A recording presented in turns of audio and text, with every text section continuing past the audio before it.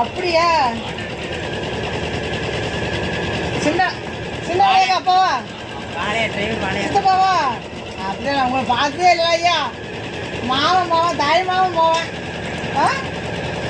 நீங்கள் தெரிய பேர இங்கே ஐயா வாங்க. இல்லையா ஐயா, இல்லை இல்லை, எனக்கு சொந்த தாய்மாவும் போவேன், அடுத்தது கிடையாது. சொக்காரு வேற எங்கள் ஆத்தா பிறந்த வீட்டில். சரி.